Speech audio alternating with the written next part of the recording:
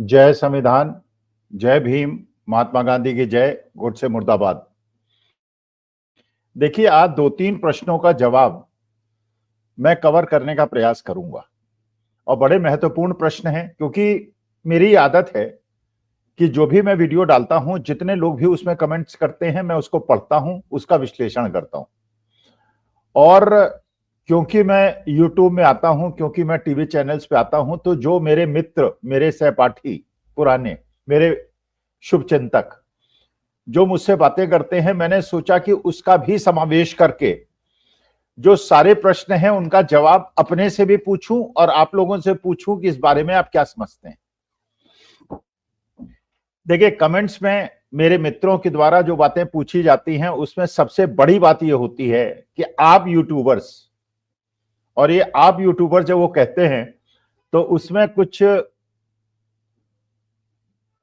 क्या भावना होती है, खैर वो तो वही जाने, मैं उसको इंटरप्रेट क्यों करूं। लेकिन उनकी भावना यह होती है कि हर बार आप लोग गलत गणना क्यों करते हैं और आप लोगों के प्रयासों के बावजूद कांग्रेस हारती क्यों है और विपक्ष हारता क्यों है।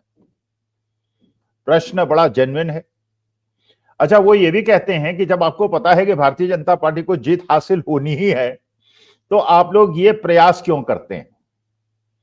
मेरे मित्र हैं, मेरे सहपाठी हैं और बड़े अच्छे व्यक्ति हैं। वो बार बार मेरे से मजाक करते हैं कि कांग्रेस को 0 सीटें मिली और आपने इतना कांग्रेस का समर्थन और विचारधारा का समर्थन करने का प्रयास किया, लेकिन उसके बावजूद कांग्रेस को 0 सीटें मिली।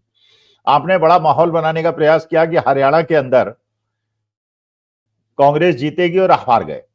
ये भी कि साहब महाराष्ट्र के अंदर आपने माहौल बनाया कि महाविकास आघाड़ी जीतेगी और हार गई।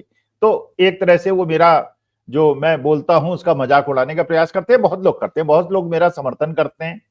अगर 80% लोग मेरी बातों का समर्थन करते हैं तो 20% लोग मेरा मजाक भी उड़ाते हैं। तो मैं दोनों वर्गों का सम्मान करता हूं।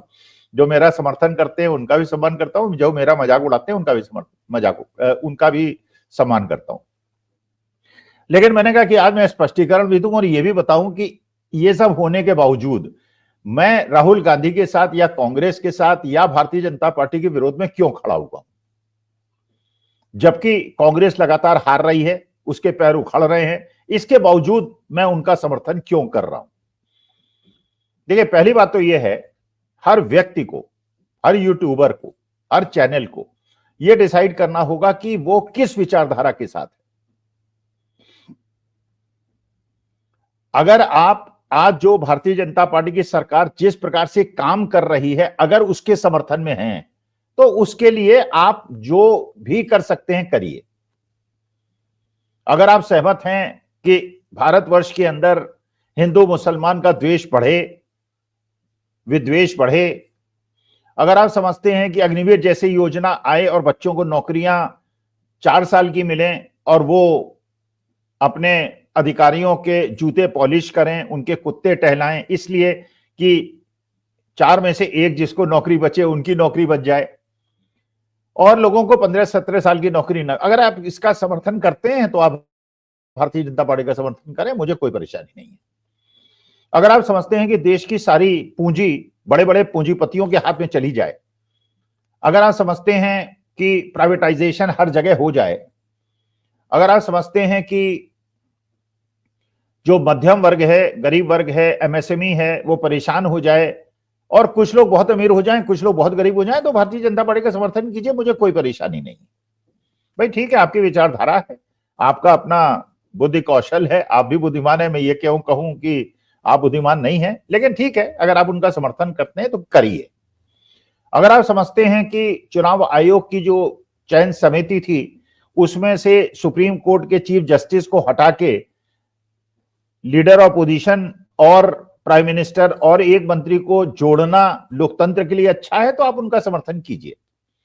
अगर आप समझते हैं कि प्राइवेटाइजेशन करके रिजर्वेशन को खत्म करना एक अच्छी बात है, तो आप करिए।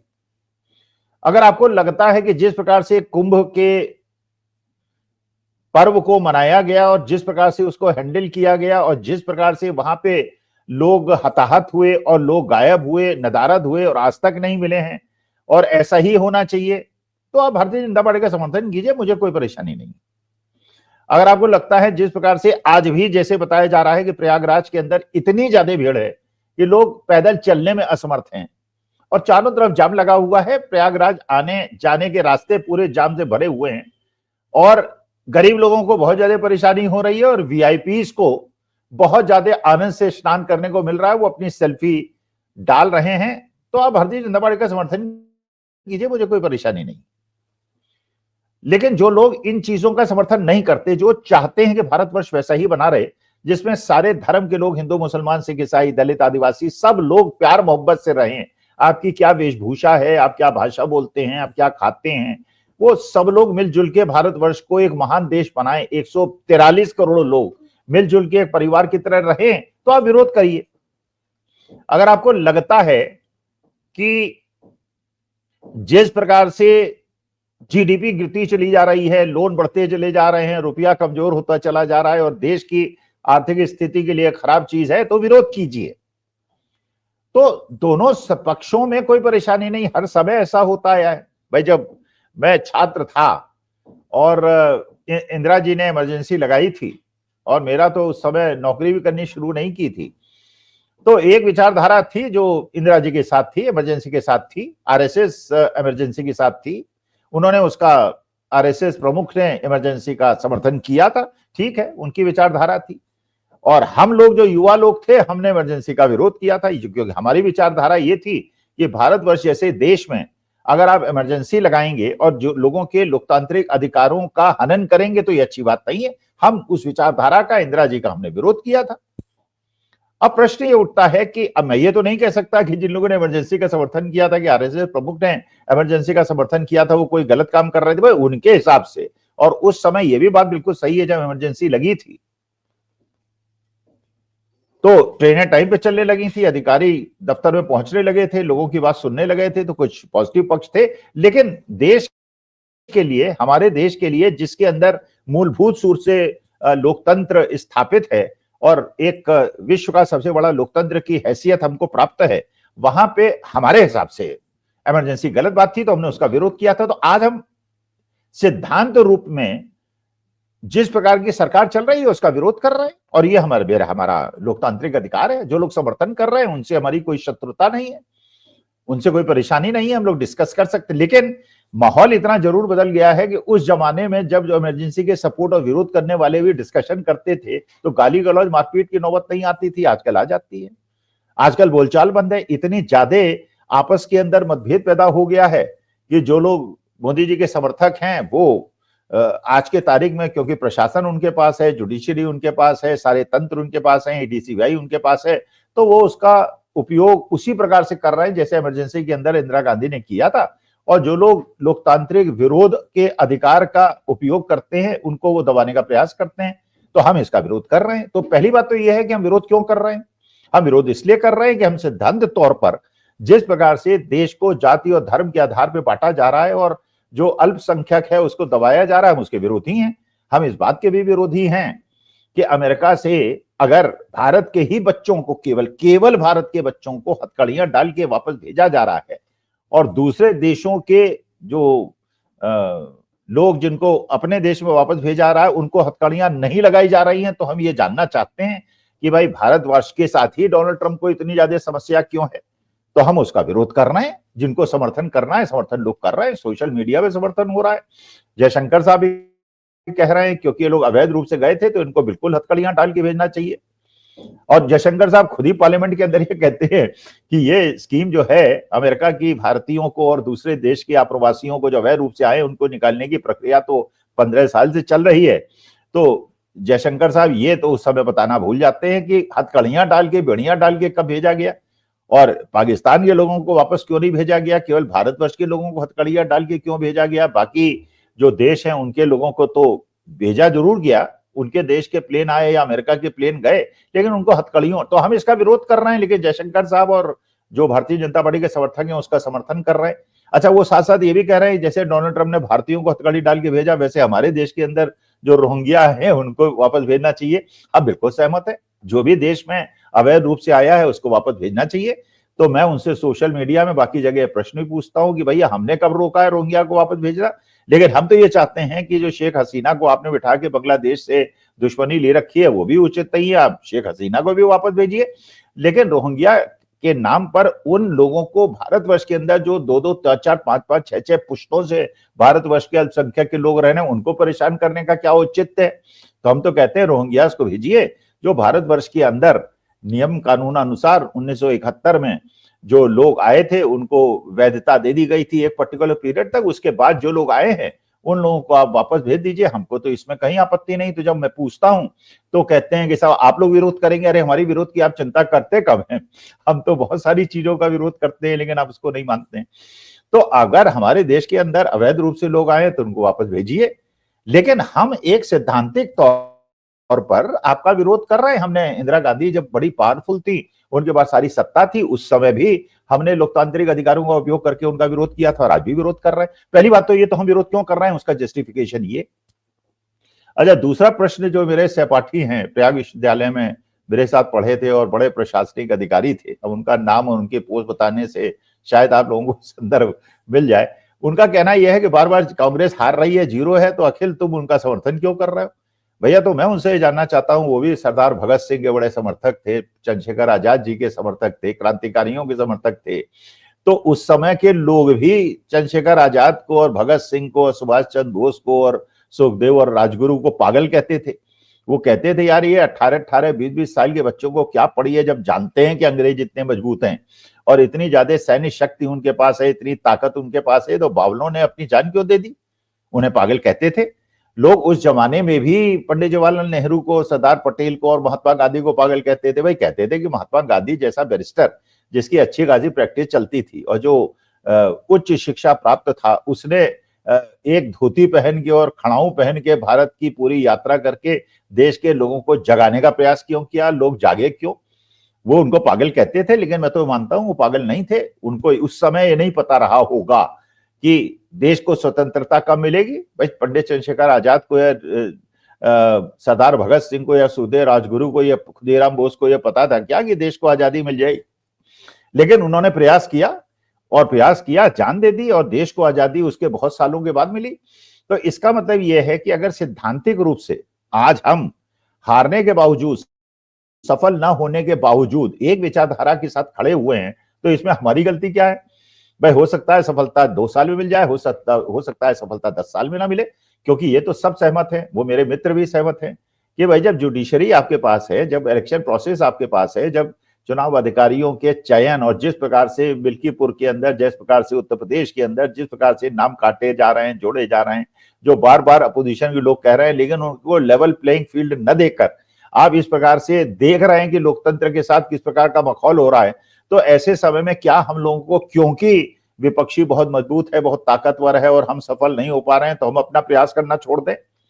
तो क्या हमको वो प्रेरणा उस मकड़ी से नहीं लेनी चाहिए कि जैसे राजा जो था 6 बार युद्ध में हारा और उसके बाद जंगल में जाके उसने शरण ली, हिम्मत हार चुका था, तो फिर उसने देखा कि एक मकड़ी जो है बार बार चढ़ती है, गिर जाती है, चढ़ती है, गिर जाती है, चढ़ नहीं पाती है, लेकिन एक बार अंत में उसने मेहनत करके ऊपर चढ़ गई वो। तो राजा को उससे प्रेरणा मिली और वो फिर लड़ाई करने आया, लड़के जीता। और बहुत सारे लाखों करोड़ों ऐसे उदाहरण हमारे साथ सामने विश्व के हैं जहां लोग हारते रहते हैं और हारते हारते अचानक हिम्मत नहीं हारते हैं, तब वो जीत जाते हैं। इसका मतलब ये है कि कोई भी संघर्ष हो, कोई भी विचारधारा का संघर्ष हो, अगर आप प्रयास करना नहीं छोड़ते, आप हारते उस दिन है जिस दिन आप प्रयास करना छोड़ देते हैं। तो हम लोग जो ये प्रयास कर रहे हैं लोकतंत्र को बचाने का और देश के अंदर एक व्यक्ति को भगवान बनाने का और उस व्यक्ति के एक तंत्रशाही और तानाशाही रवैये का विरोध करना, क्या हमारा कर्तव्य है कि नहीं?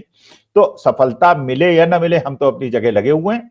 जब उनकी तरफ से पूरा का पूरा नैरेटिव बनाने का गोदी मीडिया प्रयास कर रहा है कि ऐसे वो इनविंसिबल है, वो हार ही नहीं सकते, वो जीत जाएंगे, और उनके साथ चुनाव आयोग भी है, उनके साथ जुडिशरी भी है, उनके बाद एडमिनिस्ट्रेशन भी है, एडमिनिस्ट्रेशन की हर जगह उन्होंने अपने लोगों को बिठा रखा है और कहीं भी न्याय नहीं मिल रहा है, तो ऐसे समय में क्या हम सरेंडर कर दें या संघर्ष करते रहें और हम उस व्यक्ति के साथ संघर्ष करें जो हमारे जैसे संघर्ष कर रहा है और आज प्रतिकूल परिस्थितियों में संघर्ष कर रहा है? उसे भी नहीं पता कि वो जीतेगा कि नहीं। कितने साल उसे रहना पड़ेगा या चंद्रशेखर आजाद और भगत सिंह की तरह अपने प्राण त्यागने पड़ेंगे। और इसके साथ साथ ये भी देखना होगा कि भारत की जो आज राजनीतिक परिस्थिति है, ये जो थर्ड फ्रंट वाले लोग अपने प्रयास करते रहते हैं, जैसे अरविंद केजरीवाल ने दिल्ली के अंदर किया, आप तो खैर हार गए, ममता बनर्जी करती रहती हैं, तेजस्वी यादव भी करते रहते हैं, बाकी लोग भी करते रहते हैं। इनको भी समझना होगा कि क्या इनको ये सबक नहीं लेना है कि आज के तारीख में अगर एक धुरी भारतवर्ष के अंदर, इसके बावजूद कि वो चुनाव नहीं जीत पा रहे हैं, कांग्रेस और राहुल गांधी हैं, तो उनके साथ कंधे से कंधा मिला के, बार्गेन करके, नेगोशिएट करके, एक सामंजस्य के साथ, बड़े भाई छोटे भाई की बात न करके, केवल सिद्धांतों की बात करके, कि जो लोग देश के अंदर सेकुलरिज्म चाहते हैं वो एकजुट हो जाएं, और जो लोग सेकुलरिज्म के विरोधी हैं और जो देश के अंदर हिंदू राष्ट्र बनाना चाहते हैं उनके खिलाफ संघर्ष करें। तो क्या ये सब लोगों के लिए अगर हम जगाने के लिए कुछ कठोर शब्दों का भी प्रयोग करते हैं और अपने को दांव पे लगा देते हैं, अपने भविष्य को और अपने जीवन को भी दांव में लगा देते हैं, तो क्या हम गलत करते हैं? तो मैं अपने मित्रों से, अपने शुभचिंतकों से, अपने कमेंट करने वालों से निवेदन करने वाला हूं, क्योंकि मेरा एक विचारधारा पे विश्वास है। मैं देश के अंदर 143 करोड़ लोगों को एक परिवार की तरह देखना चाहता हूं। मैं नहीं चाहता हमारे देश के अंदर आदिवासियों के चेहरे पे पेशाब किया जाए, दलितों को पीटा जाए, मुसलमानों को इल ट्रीट किया जाए, किसानों के साथ एमएसपी मांगने पे प्रकार का अत्याचार हो, और हमारे देश की सारी संपदा निजीकरण करके अंबानी अडानी को दे दी जाए। मैं क्योंकि उस चीज का विरोधी हूं तो मैं कर रहा हूं। आपको जो करना है आप करिए, आप जिसका समर्थन करना चाहते हैं करिए, मैं जिसका समर्थन करना चाहता हूं करिए, लेकिन जरूरी नहीं है कि मैं जीतने वाले के साथ हूं, मैं हारने वाले के साथ भी हो सकता हूं, क्योंकि हारने वाले का जो संघर्ष की नीति है मैं उसके साथ हूं। और ये मैंने 1976-77 में भी किया था, आज भी करूंगा, और जीवन में जब तक जीवित रहूंगा तब तक जो मेरे जीवन के सिद्धांत हैं और जिन सिद्धांतों से मेरी सहमति है मैं उसके साथ खड़ा रहूंगा, चाहे वो हारे या जीते। अगर आपको आपत्ति है और आपको डर लगता है, तो जो लोग सत्ता में बैठे हैं, जो आज के तारीख में हर चीज को उन्होंने अपने आगोश में ले लिया है, आप उनके साथ खड़े हुई है, मुझसे आपसे परेशानी नहीं। लेकिन जीते या हारें, सिद्धांतों से समझौता न करें। ऐसे आज भी हजारों लाखों लोग हैं, क्योंकि मैं कमेंट बॉक्स में देखता हूं, लोग जो है हमारे साथ हैं, हमारे साथ सहानुभूति देते हैं, तो मैं उनका भी सम्मान करता हूं। जो मेरे साथ हैं, मेरे को स्नेह देते हैं, मुझे आदर देते हैं, और मैं उनका भी बहुत सम्मान करता हूं जो मुझे बुढ़ा कहते हैं, पागल कहते हैं, और बहुत सारे जो विशेषण हैं उनका उपयोग करते हैं। मैं भारतवर्ष के और जितने भी लोग मेरा वीडियो देखते हैं, मैं सबका आभारी हूं। नमस्कार, धन्यवाद और प्रणाम।